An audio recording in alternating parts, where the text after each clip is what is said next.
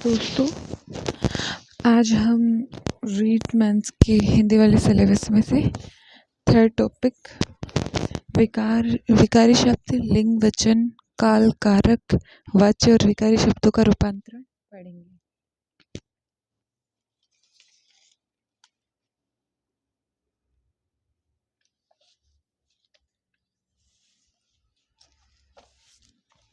शुरू करते हैं।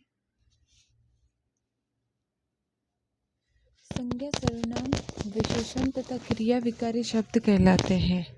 प्रयोग के अनुसार इनमें परिवर्तन होता रहता है। विकार उत्पन्न करने वाले कारक तत्व जिनमें शब्द के रूप में परिवर्तन होता है वे इस प्रकार होते हैं। शब्द रूपांतरण निम्न आधार पर होता है। शब्द रूपांतरण लिंग के आधार पर होता है, वचन के आधार पर होता है, कारक के आधार पर होता है, काल के आधार पर होता है और वाच्य के आधार पर होता है। लिंग के आधार पर स्त्रीलिंग और पुल्लिंग, वचन के आधार पर एक वचन और बहुवचन। हिंदी में 2 वचन ही होते हैं, एक वचन और बहुवचन। संस्कृत में 3 वचन होते हैं, एक वचन, द्विवचन और बहुवचन। कारक के आधार पर कर्ता, ने, प्रथमा, कर्म से द्वितीया, कर्ता, करण, अपादान और अधिकरण। शब्द रूपांतरण में ये 4 कारक काम आते हैं। नहीं, 8 कारक काम आते हैं।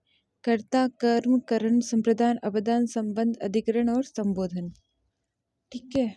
कर्ता ने प्रथमा, कर्म को द्वितीया, करण या से या के द्वारा तृतीया, संप्रदान को या के लिए चतुर्थी, अपदान से अलग होने में पंचमी, संबंध का के की सृष्टि, अधिकरण में पर सप्तमी, संबोधन हे, अरे, ओ ये 8वें स्थान पे आता है। नेक्स्ट आता है काल के आधार पर शब्द रूपांतरण, वर्तमान काल, भविष्य काल और भूतकाल। वाच्य के आधार पर कर्तृवाच्य, कर्मवाच्य और भाववाच्य। इजी है ये कारक चिन्ह याद करने लायक है, कारक याद करने लायक है और वाच्य याद करने लायक है। कर्म, कर्तृ, कर्म और भाव, बाकी ये याद होगा ही। आगे आते हैं लिंग। लिंग शब्द का अर्थ होता है चिन्ह या पहचान। वाक्य के अंतर्गत लिंग उससे कहते हैं जिसमें किसी विकारी शब्द के स्त्री या पुरुष जाति के होने का बोध होता है। हिंदी शब्द में लिंग 2 प्रकार के होते हैं, पुल्लिंग और स्त्रीलिंग। पुल्लिंग जिसमें विकारी शब्द की पुरुष जाति का बोध होता है उसे पुल्लिंग कहते हैं। जैसे काला पुल्लिंग है और काली होता तो स्त्रीलिंग। काला, जाता, भाई, रमेश, अध्यापक आदि पुल्लिंग है। स्त्रीलिंग जिसमें विकारी शब्द की स्त्री जाति का बोध होता है उसे स्त्रीलिंग कहते हैं। जैसे काली, जाति, बहन, विमला, अध्यापिका आदि। लिंग की पहचान के नियम। लिंग की पहचान शब्दों के व्यवहार से होती है। कुछ शब्द सदा लिंग पुल्लिंग रहते हैं तो कुछ शब्द सदा स्त्रीलिंग रहते हैं। जैसे ये इम्पोर्टेंट है, जैसे होते हैं दिनों और महीनों के नाम पुल्लिंग होते हैं। दिनों और महीनों के नाम हमेशा क्या होते हैं, पुल्लिंग होते हैं।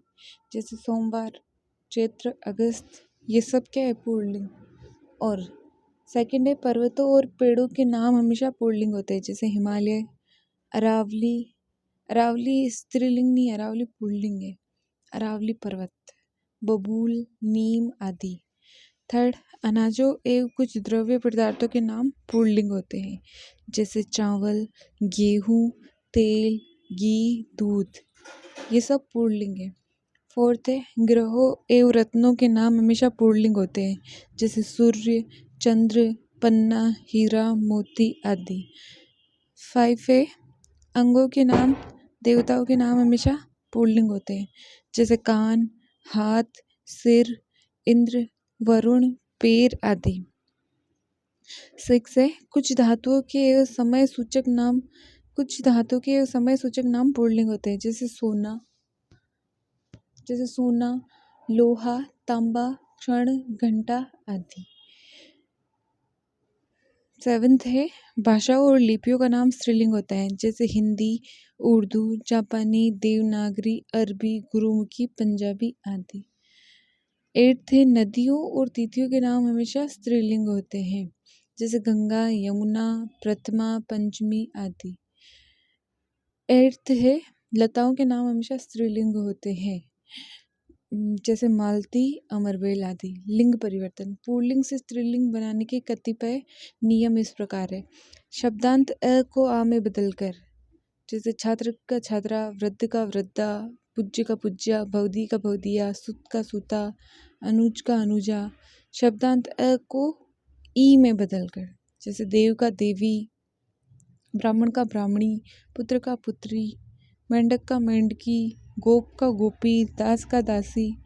शब्दांत आ को ई में बदलकर, जैसे नाना का नानी, लड़का का लड़की, रस्ता का रस्सी, घोड़ा का घोड़ी, चाचा का चाची।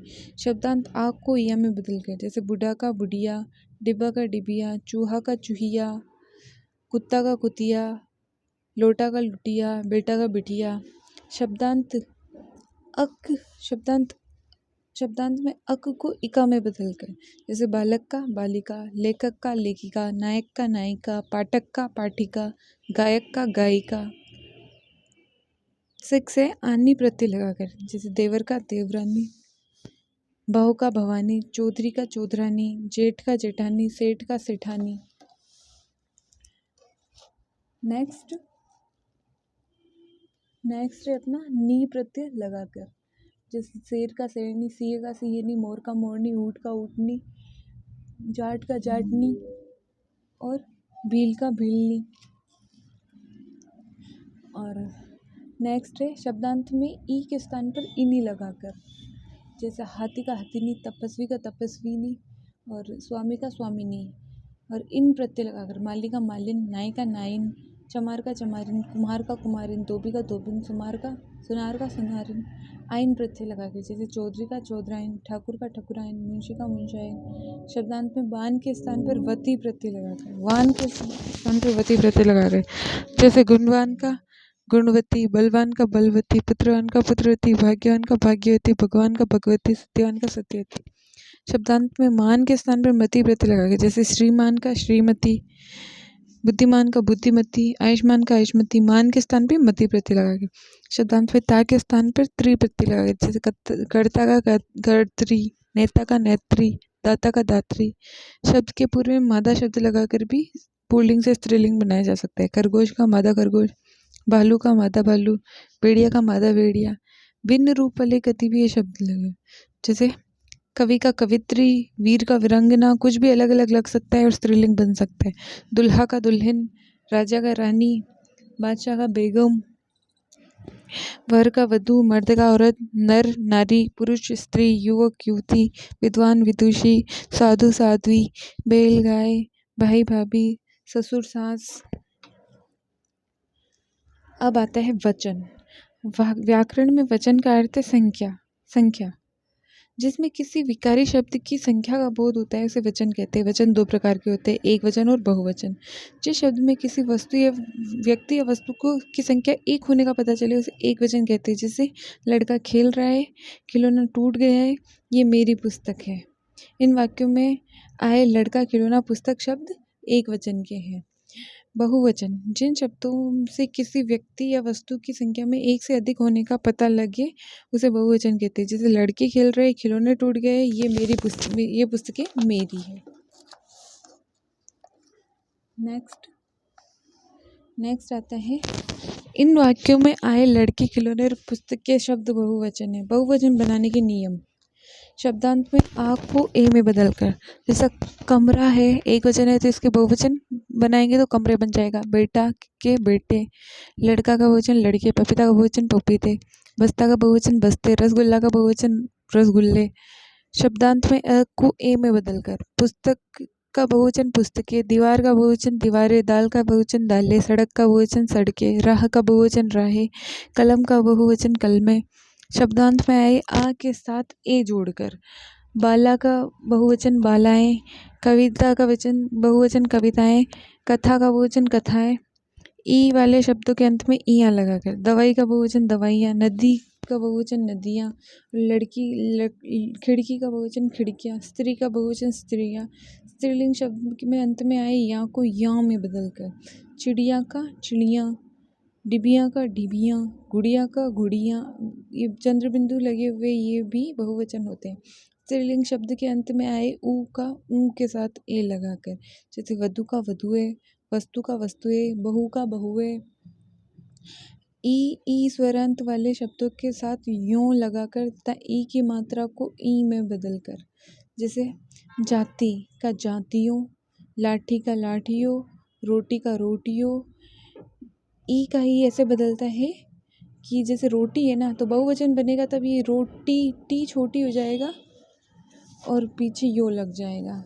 जैसे किसी भी चीज़ का अपन रोटी है, ये क्या है, एक वचन है, तो इसका बहुवचन बनाते टाइम जो ये ई है ये छोटी आ जाएगी और पीछे या लग जाएगा, तो ये बनेगा रोटियाँ। रोटियाँ या रोटियों।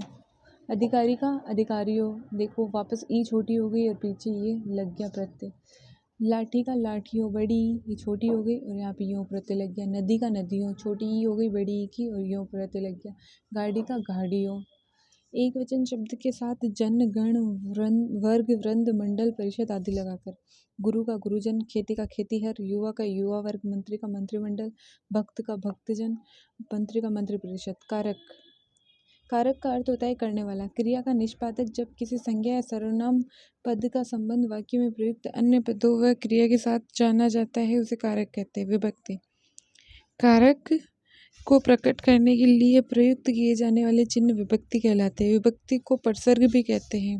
भेद, हिंदी में कारक के 8 भेद होते हैं। कर्ता कारक, पहले बताया था, कर्ता ने प्रथमा, कर्म को द्वितीया, वो वाले। कर्ता कारक, कर्ता कारक में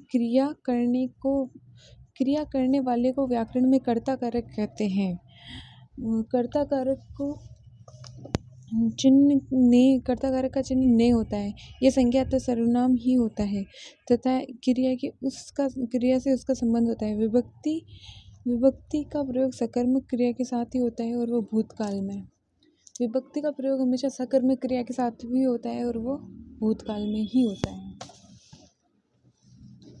जैसे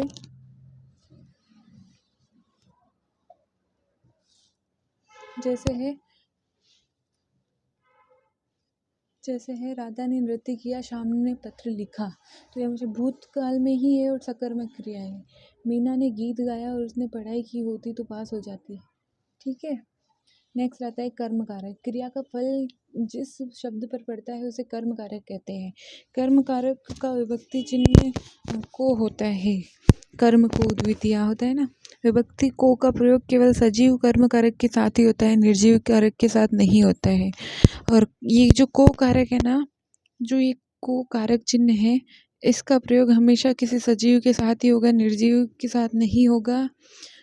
इसमें 2 एक्सेप्शंस, मतलब 2 अपवाद है।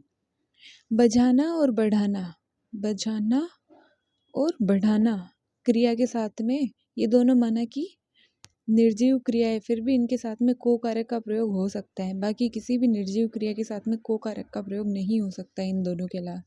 जैसे ढोल को बजाया, झगड़े को बढ़ाया, इनमें हो सकता है। बाकी किसी और के साथ में किसी और निर्जीव के साथ में को कारक का प्रयोग नहीं हो सकता। ठीक है। जैसे राधा ने नौकर को बुलाया, ठीक है, वह पत्र लिखता है, तो ये पत्र निर्जीव है तो ऐसे नहीं कर सकते कि पत्र को लिखता है, नहीं कर सकते पत्र को, क्योंकि ये निर्जीव है। नौकर सजीव है इसीलिए इसके पीछे को लग गया। स्वाति कॉलेज जा रही है, कॉलेज निर्जीव है ना, तो यहाँ पे कॉलेज को नहीं लिख सकते कि कॉलेज को जा रही है, ऐसा लिखा आएगा तो गलत हो जाएगा। मीना ने गीता को पुस्तक दी, अब गीता अभी सजीव है तो इसके पीछे को लग सकता है। अब आज्ञा सूचक शब्दों में निर्जीव के लिए भी विभक्ति का प्रयोग होता है। आज्ञा सूचक शब्द होते हैं ना, उनमें अगर कोई निर्जीव होगा ना तो भी विभक्ति का प्रयोग होगा, विभक्ति को का प्रयोग होगा। जैसे पुस्तक को मत फाड़ो, कुर्सी को मत तोड़ो। स्वाभाविक क्रिया में भी को का प्रयोग होता है, जैसे उसको प्यास लगी है। बजाना बढ़ाना आज्ञा सूचक शब्दों में और स्वाभाविक क्रियाओं में को लग सकता है। चाहे वहाँ निर्जीव ही क्यों नहीं हो। उसको प्यास लगी है, राम को बुखार हो रहा है। अब नेक्स्ट आता है करण कारक। करण का शाब्दिक अर्थ होता है साधन। वाक्य में कर्ता जिस साधन या माध्यम से क्रिया करता है अथवा क्रिया के साधन को करण कारक कहते हैं। करण कारक की विभक्ति से व के द्वारा करण से व के द्वारा, करण से या के द्वारा विभक्ति होती है से और के। जैसे मैं कलम से लिखता हूँ, मैंने गिलास से पानी पिया, सानिया बैट से खेलती है, मैंने दूरबीन से पहाड़ों को देखा। करण कारक के अन्य प्रयोग इस प्रकार है। क्रिया संपादित करने वाले कारक, प्रिया पेंसिल से चित्र बनाती है। के द्वारा का प्रयोग कैसे होगा? जैसे मुझे दूरभाषा के द्वारा सूचना प्राप्त हुई, उसे डाकिये के द्वारा पत्र प्राप्त हुआ। और आज्ञाजनित वाक्य में ध्यान से अध्ययन करो, स्कूटर से नहीं साइकिल से स्कूल जाओ। सीख में यहाँ ये कहाँ करण कारक प्रयोग होगा? कुछ सीख देते हैं तो करण कारक, ऐसे याद रखो। करण नाम का एक लड़का है, उसे सीख दी, वो रीतिपूर्वक कार्य करता है, उसमें गुण है, उसकी स्थिति अच्छी है, उसके मूल्य भी, मतलब वो खुद के मूल्य भी रखता है। ऐसे तो जहाँ पे भी सीख दी जा रही हो, रीति से कार्य हो रहा है, गुण या स्थिति प्रकट हो रही हो, मूल्य दिए जा रहे हो, वहाँ पे करण कारक होगा। और जहाँ आज्ञा दी जा रही हो तो करण नाम का लड़का आज्ञा भी मानता है। सीख जैसे मेहनत से अच्छे अंक मिलते हैं, ये सीख है। रीति से भिखारी क्रम से बैठने की एक रीति होती है। गुण या स्थिति, राम हृदय से दयालु है, वह स्वभाव से ही कंजूस है। मूल्य, सेब का को किस भाव में दे रहे हो?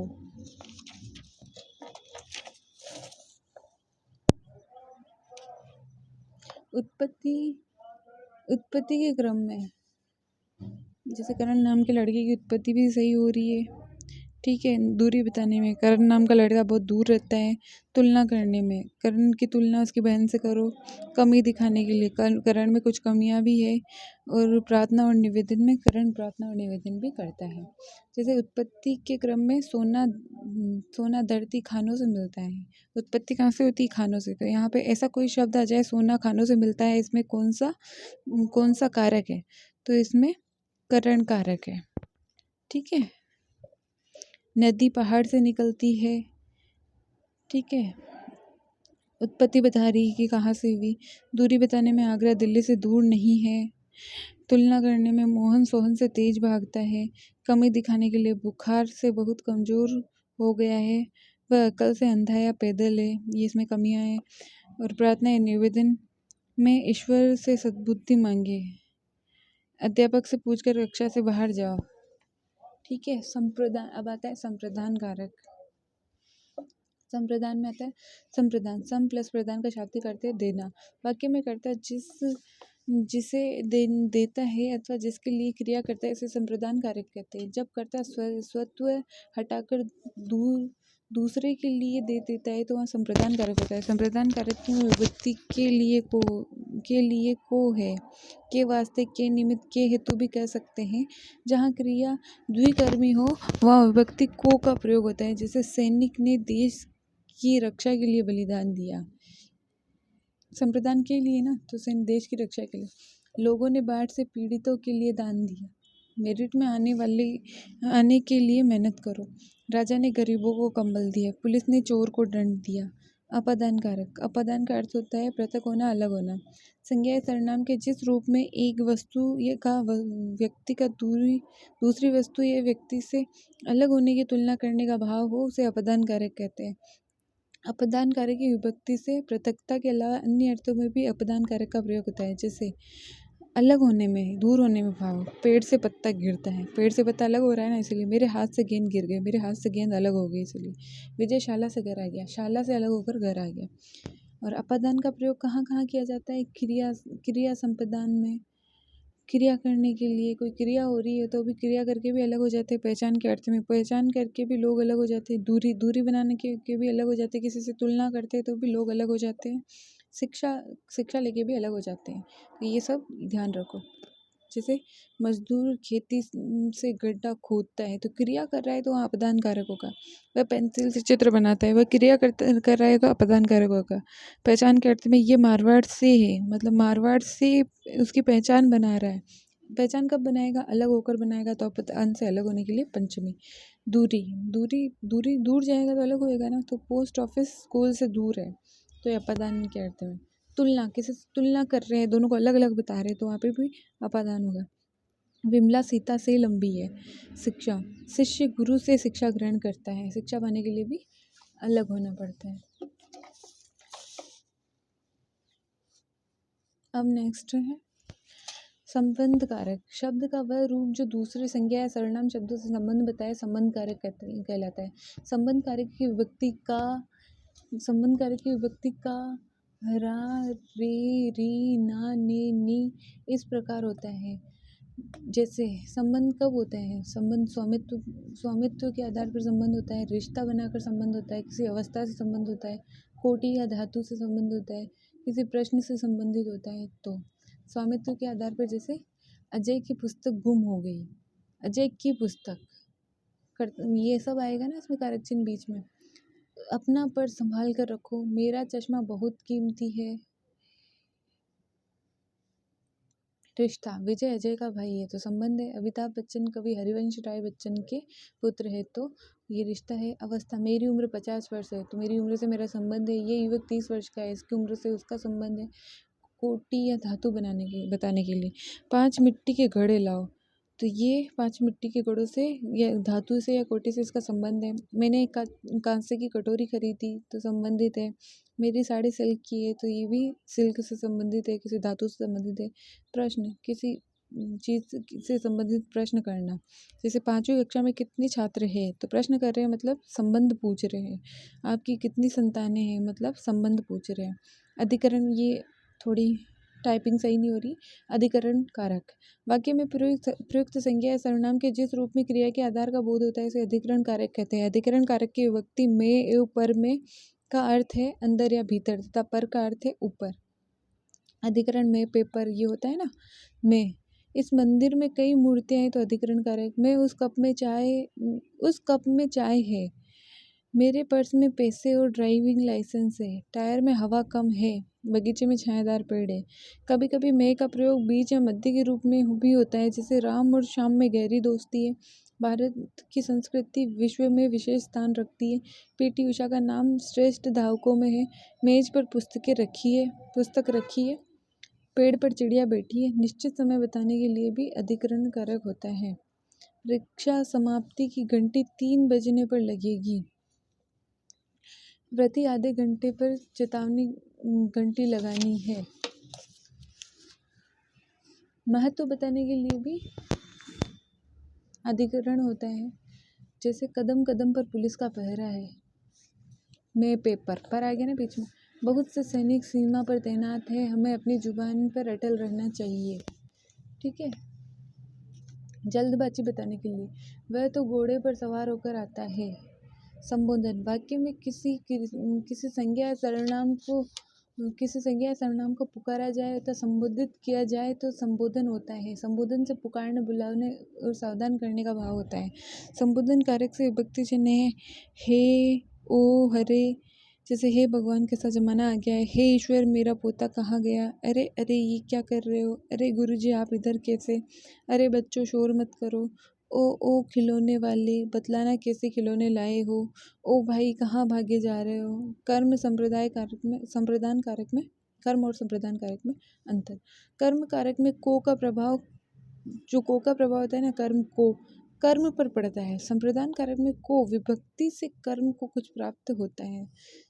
संप्रदान कारक में को विभक्ति से कर्म के रूप में कुछ प्राप्त होता है। कर्म में तो को का प्रभाव कर्म पर पड़ता है और संप्रदान में को का प्रभाव विभक्ति से कर्म को कुछ प्राप्त होता है।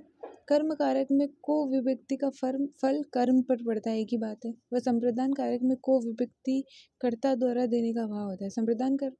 कर्म कारक में तो विभक्ति को का प्रयोग कर्म पर पड़ता है और संप्रदान कारक में विभक्ति को का प्रयोग कर्ता पर पड़ता है। इसमें कर्म पर, इसमें कर्ता पर। करण कारक व अपदान कारक में अंतर। करण कारक में से क्रिया का साधन है, करण से, जबकि अपदान में से अलग होना से मतलब से किसी करण कारण में किसी साधन का बोध कराया जाता है। करण के पास में साधन भी है, तो जैसे वो कार से जाता है तो ये साधन के रूप में कार्य का इस्तेमाल कर रहा है ना, और वो ऐसे अपदान मतलब अलग हो रहा है ना। जैसे वो कोटा से जयपुर गया तो अलग होके गया ना, तो उससे अलग होने का भाव होता है। करण कारक से क्रिया का फल प्राप्त होता है, जबकि अपदान कारक से तुलना, दूरी, डरने और सीखने का भाव होता है। अपदान अलग कब होगा? जब तुलना होगी, दूरी होगी, डर के अलग होगा, या कुछ सीखने के लिए अलग होगा, है ना। संज्ञाओं की कारक रचना, जैसे संस्कृत में भिन्न आकारांत पुल्लिंग संज्ञा के वचन में अंतिम आकार को कार में परिवर्तित कर देते, जैसे घोड़ा, घोड़े ने, घोड़े को, घोड़े से। संस्कृत में भिन्न शब्दों में विभक्ति का प्रयोग होने पर संज्ञाओं के बहुवचनात्मक रूपों के साथ ओ या यो का प्रयोग किया जाता है। जैसे गधे, गधों ने, गधों को, गधों से। डाली, डालियों ने, डालियों को, डालियों से। संबोधन कारक में बहुवचन के लिए शब्दांत में ओ जोड़ते, जैसे नर, नरों, लड़का, लड़कों। काल, काल का अर्थ होता है समय। क्रिया के जिस रूप में उसके होने का समय मालूम हो उसे काल कहते हैं। काल के इस रूप में क्रिया की पूर्णता, अपूर्णता के साथ ही संपन्न होने के समय का बोध होता है। काल 3 प्रकार के होते हैं: भूतकाल, वर्तमान काल और भविष्यकाल। भूतकाल, भूतकाल का अर्थ होता है बीता हुआ समय, बीता हुआ समय। वाक्य के जिस रूप में क्रिया रूप में बीते समय का होना पाया जाए उसे भूतकाल कहते हैं। क्रिया व्यापार की समाप्ति बताने का रूप होता है। जैसे सामान्य भूतकाल 3 प्रकार के: सामान्य, संभाव्य और उद्देश्य मूलक। सामान्य, अविनाश ने गाना गाया। सामान्य भूत है कि गा चुका है, मतलब गा लिया है, खत्म हो गया है, वो भूतकाल हो गया है। गाड़ी जा चुकी थी, मतलब उस टाइम जा चुकी थी। कुसुम घर पहुंच गई होगी, क्या होगी?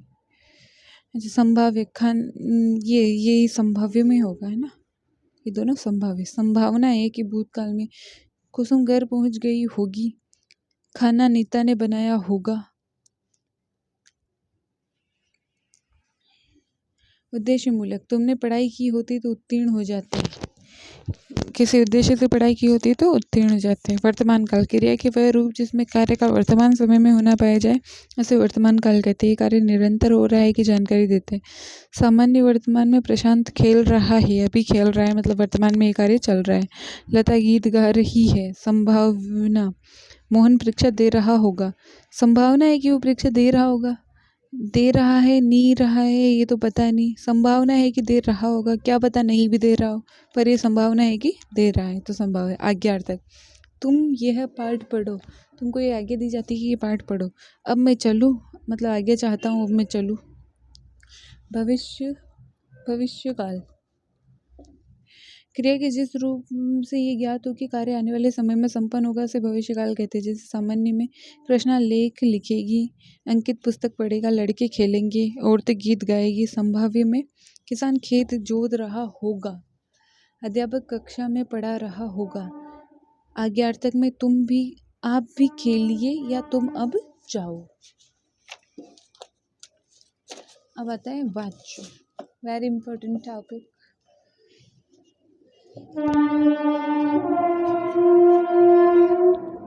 वाच्य में क्रिया का वह रूप वाच्य कहलाता है जिससे मालूम होता है कि वाक्य की प्रधानता किसकी, वाक्य में प्रधानता किसकी है, कर्ता की है, कर्म की है, भाव की है। इसमें क्रिया का उद्देश्य ज्ञात होता है। अंग्रेजी में वाच्य को वॉइस कहते हैं। वाच्य 3 प्रकार के होते हैं: कर्तृवाच्य, कर्मवाच्य, भाववाच्य। कर्तृवाच्य, जब वाक्य में प्रयुक्त क्रिया का सीधा या प्रधान संबंध कर्ता से होता है उसे कर्तृवाच्य कहते हैं। जिसमें क्रिया के लिंग वचन कर्ता के लिंग वचन में प्रयुक्त होता है, अर्थात क्रिया का प्रधान विषय कर्ता होता है, क्रिया के प्रधान का प्रयोग कर्ता के रूप में ही होगा। और यहाँ पे अगर ने कारक चिन्ह जहाँ पे भी आ रहा होगा वहाँ हमेशा कर्तृवाच्य होगा, और जहाँ वाक्य का लिंग वचन कर्ता के लिंग वचन के अनुसार परिवर्तित होता है वहाँ कर्तृवाच्य। जैसे मैं पुस्तक पढ़ता हूँ, ये मैं पुल्लिंग है, ठीक है, अपने लिए बोल रहा हूँ, ठीक है। मैं पुस्तक पढ़ता हूँ, और सीता पुस्तक पढ़ती है, तो लिंग वचन कर्ता के अनुसार प्रयोग हो रहा है तो यहाँ कर्तृवाच्य। विमला ने मेहंदी लगाई, ने जहाँ आ गया वहाँ कर्तृवाच्य। तुलसीदास ने रामचरितमानस की रचना की, कर्तृवाच्य। कर्मवाच्य, जब क्रिया का संबंध वाक्य में प्रयुक्त कर्म से होता है तो उसे कर्मवाच्य कहते हैं। अतः क्रिया का लिंग वचन कर्ता के अनुसार न होकर कर्म के अनुसार होते हैं। कर्मवाच्य सदैव सकर्मक क्रिया का ही होता है। कर्म हमेशा कौन से होने चाहिए? सकर्मक ही होने चाहिए, क्योंकि इसमें कर्म की प्रधानता होती है। जैसे सीता ने दूध पिया,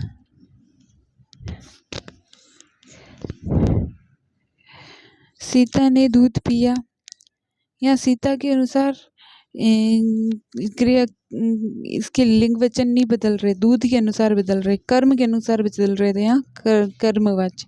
सीता ने पत्र लिखा, तो सीता ने पत्र लिखा, सीता ने पत्र लिखा, यहाँ सीता के अनुसार यहाँ लिखी आना चाहिए था अगर कर्म कर्तृवाच्य होता, पर पत्र लिखा पत्र के अनुसार आ रहा है इसलिए कर्मवाच्य। मनोज ने मिठाई खाई, तो मिठाई खाई ये मनोज तो पुल्लिंग है और खाई स्त्रीलिंग है, तो मिठाई के अनुसार यहाँ पे बदल रहा है तो ये कर्मवाच्य। राम ने चाय पी, तो ये कर्मवाच्य। इन वाक्यों में पिया, लिखा क्रिया का एक वचन पुल्लिंग रूप में दूध व पत्र अर्थात कर्म के अनुसार आया है। इसी प्रकार खा व पी एक वचन पुल्लिंग क्रिया मिठाई व चाय कर्म पर आधारित है। भाववाच्य, क्रिया के जिस रूप से ज्ञात होता है कि कार्य का प्रमुख विषय भाव है उसे भाववाचक कहते हैं, तथा कर्ता या कर्म की नहीं, यहाँ कर्ता या कर्म की नहीं क्रिया के अर्थ की प्रधानता होती है और अकर्मक क्रियाएं प्रयुक्त होती है। कर्म में तो सकर्मक और भाव में अकर्मक क्रियाएं। लिंग वचन न कर्ता के अनुसार होता है, न कर्म के अनुसार होता है, बल्कि सदैव एक वचन पुल्लिंग व अन्य पुरुष में होता है। सदैव एक वचन होगा, कभी बहुवचन नहीं हो सकता। हमेशा पुल्लिंग होगा, कभी स्त्रीलिंग नहीं हो सकता। और अन्य पुरुष मतलब किसी थर्ड पर्सन के लिए बात करेगा, वहाँ भाववाच्य होगा। जैसे मुझसे सवेरे उठा नहीं जाता, ठीक है, और जहाँ पे असमर्थता का बोध हो वहाँ पे भी भाववाच्य होता है, ठीक है। सीता से मिठाई नहीं खाई जाती, असमर्थता। लड़कों द्वारा खो खो खेला जाएगा, ठीक है। यहाँ पे एक वचन पुल्लिंग और अन्य पुरुष की बात की जा रही है। ये नहीं तो उत्तम पुरुष के लिए नहीं, मध्यम पुरुष के लिए बात कर रहा है, ये थर्ड पर्सन के लिए बात कर रहा है। या तो थर्ड पर्सन या नकार वो असमर्थता, ठीक है। अब करते हैं अभ्यास प्रश्न। निम्नलिखित में से पुल्लिंग शब्द है। हिंदी स्त्रीलिंग शब्द है, उसने हिंदी पढ़ी, हिंदी पढ़ा नहीं होता है, ठीक है। पूर्णिमा पुल्लिंग शब्द है। चांदी पुल्लिंग सही शब्द है। दही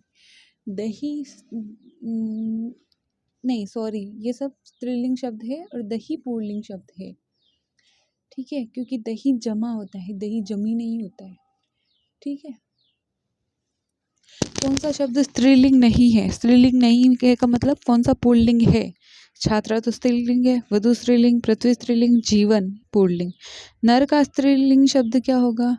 नारी, औरत, स्त्री, लड़की। नर का नारी ही होगा, आदमी का औरत होगा, पुरुष का स्त्री होगा, लड़का का लड़की होगा। वीर का स्त्रीलिंग क्या होगा? वीरान नहीं, वीरता नहीं, साहसी नहीं, वीरांगना। हाँ, वीर का स्त्रीलिंग होगा वीरांगना। युवती का पुल्लिंग शब्द क्या होगा? युवती का युवक होगा, लड़का नहीं, वो तो लड़की का होगा, आदमी औरत का होगा, ठीक है। दासी का पुल्लिंग शब्द क्या होगा? दासी का नौकर भी हो सकता है, दास भी हो सकता है, दोनों हो सकते हैं, ठीक है। सेविका का सेवक होगा, ठीक है। कवि का स्त्रीलिंग क्या होगा? कविता नहीं, गायिका नहीं, काव्य नहीं, कवियत्री होगा। हिंदी में वचन के प्रकार कितने होते हैं? हिंदी में 2 प्रकार के वचन होते हैं, एक वचन और बहुवचन। कौन से वाक्य में बहुवचन सही प्रयुक्त किया गया है? गायें घास खाती है, गायों घास खाती है, गाँव घास खाती है, गाय घास खाती है, तो ये सही होगा, गाय घास खाती है, ठीक है। पेड़ से पत्ता गिरता है, वाक्य में पेड़ शब्द का कारक है। पेड़ से पत्ता अलग हो रहा है ना, तो अपदान से अलग होना। पंडित जी ने बड़े प्रेम से भोजन किया, पंडित जी शब्द में कारक है। पंडित जी ने, कर्ता ने, तो कर्ता कारक है। राजा ने गरीबों को कंबल दिए, गरीबों को मतलब दान दिया, वापस थोड़ी लेंगे, वापस नहीं लेंगे, दान दिया तो संप्रदान, ठीक है। और अगर दान नहीं दिया और वापस लेने का जहाँ बोध हो वहाँ कर्म कारक होगा। जैसे कपड़े प्रेस के लिए दिए गए, तो प्रेस के लिए दिए तो उसको दान ही थोड़ी कर दिए, क्या वापस लेगा ना, तो वहाँ तो कर्म कारक है। कपड़े प्रेस को दिए या मिस्त्री को दिए तो वहाँ कर्म कारक होगा। वह बल्ले से खेल रहा है, बल्ले से, बल्ले को एक साधन के रूप में उपयोग कर रहा है तो करण कारक। नाव नदी में डूब गई, नदी में अधिकरण में पेपर, नदी में डूब गई। लड़कों ने पुस्तक पढ़ी, लड़कों ने पुस्तक पढ़ी, लड़कों ने करता, कर्म ने करता, कर्ता ने। हिंदी भाषा में काल कितने होते हैं? 3 काल होते हैं, भूत भविष्य वर्तमान। हिंदी भाषा में वाच्य कितने होते हैं? 3 होते हैं, कर्तरी, क्रम और भाववाच्य। काल का तात्पर्य क्या है? काल का तात्पर्य समय। वाच्य से ज्ञात होता है, वाच्य वॉइस ज्ञात होता है, क्रिया वाच्य से क्रिया का उद्देश्य ज्ञात होता है, क्रिया का रूप ज्ञात नहीं होता है, क्रिया का काल ज्ञात नहीं होता है, क्रिया का उद्देश्य ज्ञात होता है। ये 20 से लगा के 44 तक के क्वेश्चंस आपको पढ़ने हैं। धन्यवाद।